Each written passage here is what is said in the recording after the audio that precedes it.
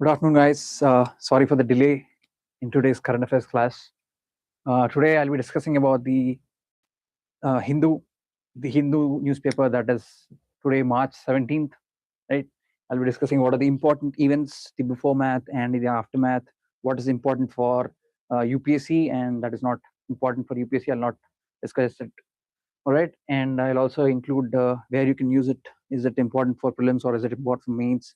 Or if it is important for mains, in which general studies paper it is more important, I'll let you know. Okay, so let's start with the discussion. Firstly, India to sign the US deal only after clarity on tariff rates. Basically, India exports, and whenever there's an exporting country, there's an import. Whenever India exports, an importing country obviously puts tariffs, and one of those countries is USA. USA is known for its tariff war and its tariff using its tariffs to control other countries. That way, US has been controlling India for many years now. Okay, so India to sign US deal only after clarity on tariff rates. You'll understand why the tariffs are very important for India and why India needs clarity on the tariff rates. Firstly, US uses a tariff policy, and this tariff policy is mainly about reciprocity, and this reciprocity is under Trade Act 1974, Section 301. Under the Section 301 of US's Trade Act 1974, it says that the US can impose any tariffs reciprocally if it is trying to impact US's trade deficit, or is it if it is affecting USA's industries. So whenever if anything is affecting or any imports are affecting USA, the act says that Section 301 of US Trade Act 1974 says that USA can impose reciprocal taxes. Similarly, USA has imposed a reciprocal tax, right? India imposes 30% tax on US imports. So in order to counter that, a reciprocal tax has been imposed by USA, where it imposed 25% of tax, right? This is good. I understand that USA needs to protect its industries. But then again, US is known for using tariffs to control other countries. So apart from the 25% tariff that USA has put on India, it has put an additional 25% tariff to ensure that India does not trade with Russia. We have discussed in many current affairs classes that USA, in order to keep or strengthen the USA's hegemony, it wants to reduce Russia's influence in the energy security. So whenever Russia trades with any other countries, USA tries to ensure that that country reduces the trades with Russia. So in the same manner, whenever India traded with Russia, USA would impose high tariffs on Indian imports so that India would go in a trade deficit, right? And similarly, it increased another tariff of 25%. So the tariff totally amounts for 50%. So whenever India imports a product from USA, it is a 50% tariff. I mean, whenever India exports a product to USA, India has to pay 50% of the tariff, right? That actually reduces the profit percentage for the industries present in India. So that way, it has affected India's market. So now, what is India saying? India is saying that it needs a tariff architecture. What is tariff architecture? Tariff architecture is nothing but an agreement where it shows how much tariff that USA is going to impose on India, and what are the do's and don'ts that are present for India when it comes to tariffs. Okay. So it is saying that you give me a formal agreement and then I'll sign the agreement, and based on that agreement, we'll import and export products. What happens if there is no trade architecture? Whenever there is no trade architecture, USA can impose tariffs haphazardly and try to control India. But what you need to understand is India is very sovereign in nature. It can trade with any country it wants because it is sovereign. So that is the reason India is also asking for a tariff architecture. What if India signs after a tariff architecture? After the tariff architecture has been designed, if India signs after the tariff architecture has been brought into action, then India will actually know what to do and what not to do. That way, India is safe, and India can also trade carefully with other countries and ensure its sovereignty is stood. Okay, so that is what this article is saying. It is also saying that India's trade balance has reduced. Before, India had a trade balance of 2.7 billion, 2.7 billion trade surplus with USA. But after imposing of 50% tariffs, the trade surplus has gone into trade deficit of $4 billion.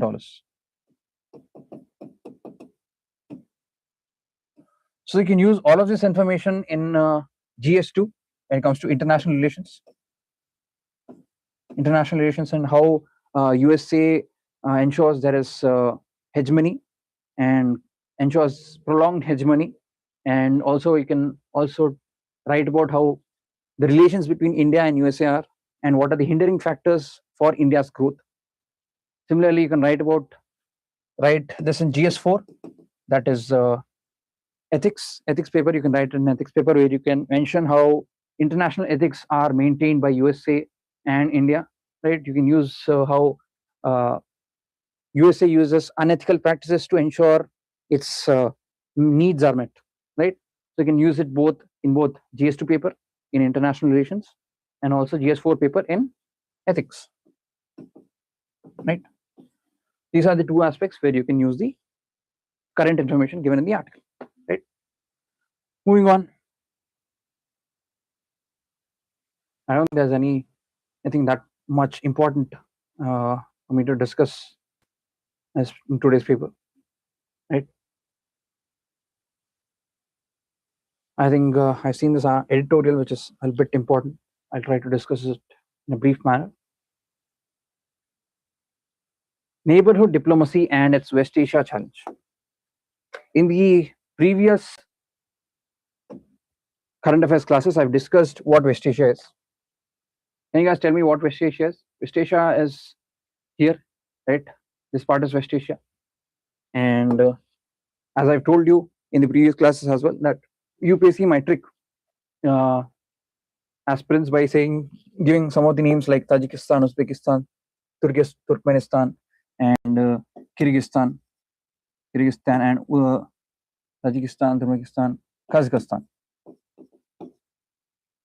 Stand as one of the options and ask you whether which of the five or which of the following is a West Asian nation. What you need to keep in mind is these are all Central Asian nations. Central Asian nations or Central 5. Okay. What will come under Central 5? Uzbekistan, Tajikistan, Turkmenistan, Kazakhstan, and Kyrgyzstan. All of these are part of Central 5. Okay, you need to keep in mind. So it is saying that the article is saying that neighborhood diplomacy and its West Asia challenge. What you need to keep in mind is that India has always tried to maintain the balanced approach, where whenever it is going or whenever it is talking about a global tension, it does always maintain a balanced approach, meaning that if USA and Israel had a fight with Iran, it says that, yeah, I support Iran, I support Israel, I support USA. This is a balanced approach that that India has always maintained. And the reason India has always maintained this balanced approach is because of the diaspora. The diaspora in the West Asia is very high. 25 million. There are nearly 25 million South Asians. South Asians present in West Asia. And out of these 25 million South Asians, 10 million are Indians.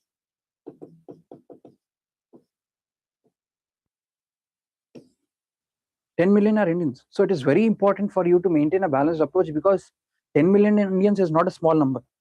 Even though if there's one life, that is also important. So 10 million 10 million Indians are there. So India has to tread carefully whenever something is happening. It should not what you call anger any country, because our citizens are very important. So yeah, 10 million Indians are there, and that is the reason India has been maintaining a balanced approach. Other than that, there is Strait of Hormuz.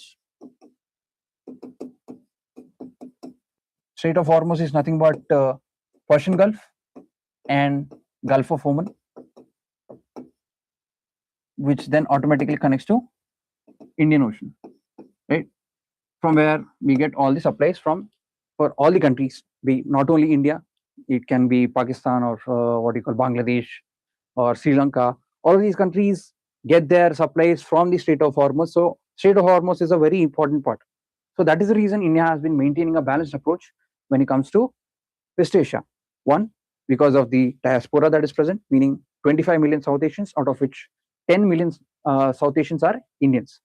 Two, the presence of Strait of Hormuz, which is a important water passage for imports of oil or energy needs or anything, be it imports or exports. Strait of Hormuz is a very important passageway. So that is the reason India has maintained a balanced approach. Now, what has happened? After the war has started on February 28th, I guess this war has started from February 28th. Since then, India has maintained normal relations, but one event has started to change. That is the sinking of Iranian warship Iris Dina. Iris Dina. Iris Dina is a Iranian warship, right? All of the wars that has been happening between Israel, USA, and Iran did not India did not involve much, or it was not India was not involved much. Now that IRS Dina was struck down by the USA, it has created an impact. Why has it created an impact? The IRS Dina was present in the Indian Ocean. Where is Indian Ocean? Indian Ocean is very close to us. If you actually look at the place here, this is the Persian Gulf, this is the Gulf of Oman, and this is the Indian Ocean. Right? This is the Indian Ocean. This is very close to India. So that is why it has changed impact, because one, India is considered as the net security provider and also the regional provider. Regional provider in the Indian Ocean.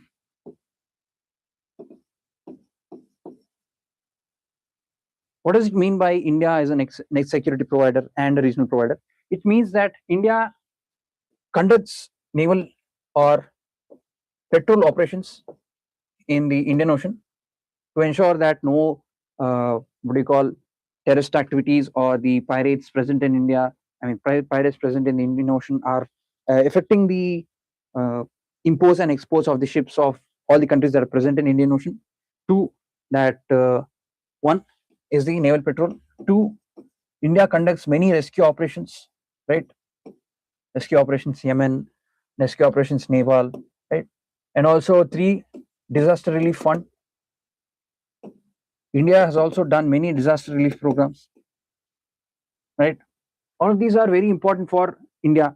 And whenever there is any calamity, India has provided for the regional countries such as Pakistan, Nepal, Sri Lanka, Bangladesh. India has also been the net security provider and also the regional provider. Now, whenever there is an attack in the Indian Ocean, who has to stand up? Who is the biggest country? Who is the net security provider? It is India. So, out of all the countries all the nations that are present in the Indian Ocean, India is considered as the biggest one, right? Because it is a net security provider and is a regional provider for all of the countries that are present in the Indian Ocean. Now, when the attack has happened from USA to the Iran's Iris Dina in the Indian Ocean, who has to react? India has to react.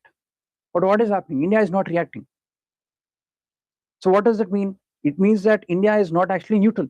It shows that India is not actually neutral. Meaning, if if it actually said that India is neutral and India actually stood on this neutral stance, then India should have reacted or condemned USA and Israel's actions. But what is it doing? It's not condemning any of the actions. Iris Dina has been attacked in the Indian Ocean. It is not talking anything. Instead, what is it doing? It is leaning towards Israel and USA. So what does that do? It actually changes the perspective of other nations and how other nations see India. Meaning that before, other countries used to see India as a neutral stance country, where whenever something is wrong is happening, it used to support that country, support the country that is doing, support the country where the wrong is happening. Okay, so now it is not doing that. Everything wrong is happening in Iran now, right? At the end of the day, it's not supporting Iran; it's supporting Israel and USA, because USA needs more of USA support and Israel support. So what does it do? It changes India. India stands as a neutral country towards a country that supports, who favors India. Then in future, all the other countries will stop believing in India, or will also stop supporting India. That way, the chances of India becoming a big power will reduce by very much. So what does India have to do now? India has two things to do. One, it has to come back to its neutral stance, right? It has to come back to its neutral stance and to stand towards Iran or the wrongs doing by USA and Israel, because it should not come into our territory. Because if USA is actually taking that much of lenience, means India is not actually that important for USA, right? So it has to come back to its neutral stance. Two, it has to set up meetings. What is the use of all the organizations that are present? What are the organizations present for Indian Ocean? There is Indian Ocean Rim Association. Yeah, Indian Ocean Commission is there. While India is not part of Indian Ocean Commission, it is an observer of the Indian Ocean Commission. It is part of Indian Ocean Rim Association. It can actually start holding meetings. It can actually start discussing about the events that are happening in the Indian Ocean, and come up with strategies or decisions that can be taken for the benefits of the countries that are present in the Indian Ocean. That is what India has to do now, rather than focusing more on the US and Israel and favoring all the countries that are in support of India. It has to take a stand. This is how India can become a big power. Otherwise, I don't think there are any chances for India to become a big power unless it takes a stand and supports all the Indian nation countries and actually acts as a big brother to all of the nations that are present in the Indian Ocean. So yeah, that is what the article is saying, right? Next one, I'll discuss about where we can use this. Neighborhood policy, obviously you can use it in international relations, that is in GS2. You can use it in sea diplomacy. You can use it in sea diplomacy, and you can use it on India as a big power.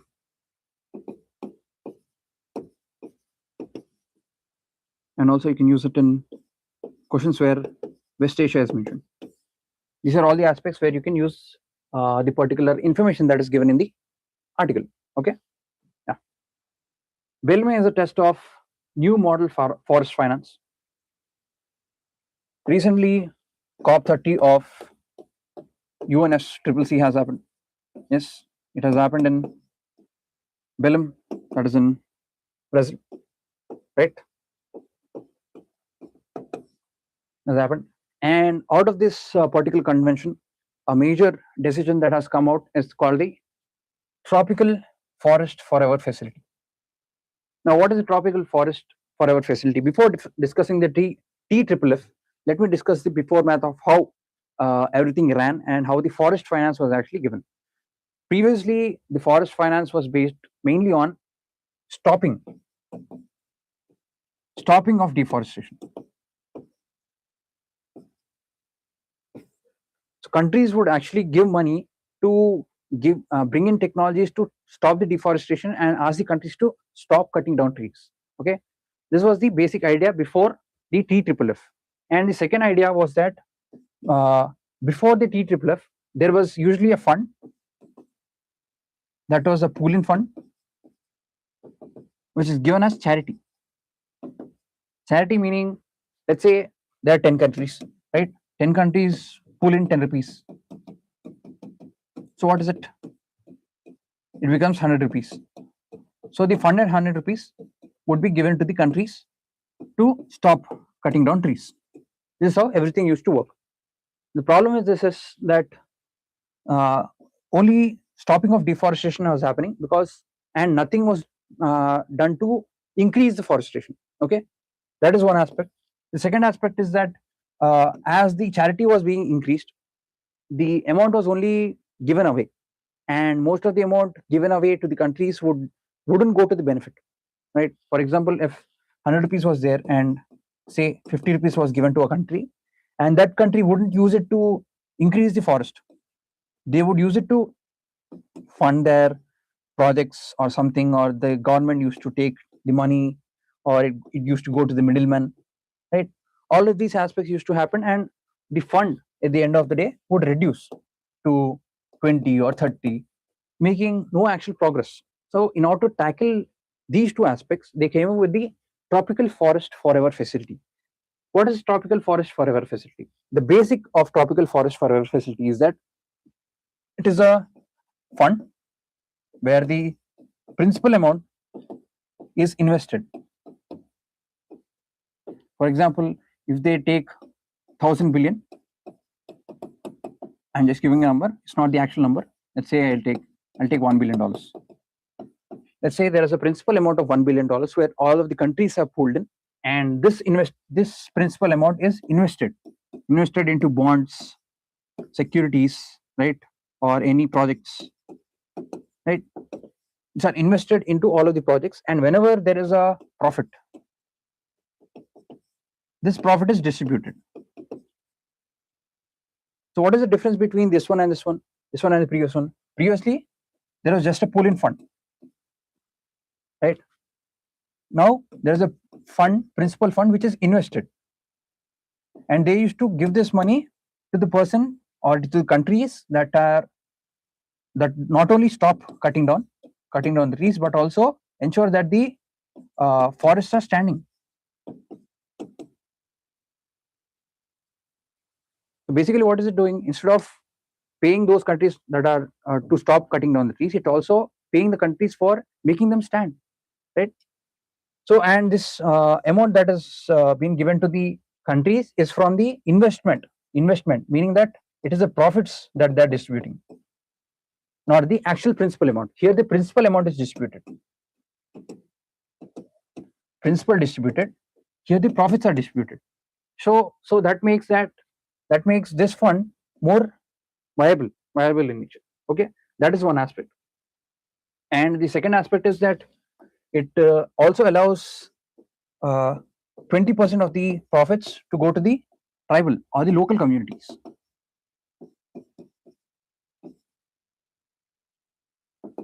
The main reason local communities or the tribal communities are included is because they are the main, or the person or the people present in the forest. They are the first impact. So whenever a forest is standing, who is very important for the forest? It is the tribal or the local communities. Hence, they have a major share. That is why 20% of the amount of the profits will go to the local communities. So those are the two aspects that are present in the tropical forest forever facility. But what is the drawback? The first drawback is that the amount given per hectare of forest conservation is just $4. $4 when you compare 1 hectare of forest conservation to $4 is very low, because the forest value is very high. For example, 1 hectare is there. That 1 hectare is not only taking in the CO2, but is also having natural resources, is actually protecting the soil, right? It is actually protecting the biodiversity. So 1 hectare is very high in amount, and for paying just $4 per hectare is very low. That is one of the major drawbacks of this tropical forest facility. And the other one is that uh, the funds might not go directly to the tribal communities, because there is no particular mechanism on how to distribute the funds to the tribal communities, because they say that 20% of the funds should go to the tribal communities or the local communities present in the forest. But at the end of the day, whenever there is no mechanism, the amount might not reach to the persons that are deserving. So these are the main two aspects that are present in the new forest finance model, right? What are the two benefits? One, benefits is one, using pooled fund where the principal stays same but the profits are distributed. Okay. Two, 20% of the amount goes to the local communities. These are the two benefits of the tropical forever forest facility. Whereas the drawbacks are that 1 hectare they're only paying $4. Two, there's no proper mechanism for giving money to the local communities that have actually preserved. Okay. The third drawback is that they're not, despite increased afforestation or reduced cutting down, they're not talking about reduction in the oil production or the mines or expansion of agribusiness, which are the main culprits of deforestation. The COP30 did not talk about these aspects at all, or did not include any of these aspects, where they did not ask people to increase the agribusiness. I mean, stop increasing the agribusiness, or stop increasing the mining, or stop increasing the oil business. They did not talk about all of these. They only said that I will only give money to the people who are actually making the forest stand. Instead of that, actually helps. That actually helps. But at the end of the day, if there is a positive, you should also try to do something positive. You should not do something negative, that is like increasing the oil business or increasing the mines or increasing the agribusiness. Whenever you do all of these, what happens? The positive and negative counter effect, and there is zero benefit, right? Not to have a major benefit, you should also reduce these three. Only when you reduce these three, there is a positive effect. Otherwise, there is neutral effect. At the end of the day, we are looking for a positive effect and not a neutral effect. That is the third drawback of the tropical forever forest facility, right? Those are the three aspects that I think are important for UPSC in today's newspaper. Other than that, you can study any of the other aspects, but ensure that you are not going too deep into what is not needed. Okay. Thank you, guys. We'll meet you guys tomorrow for another current affairs session. See you.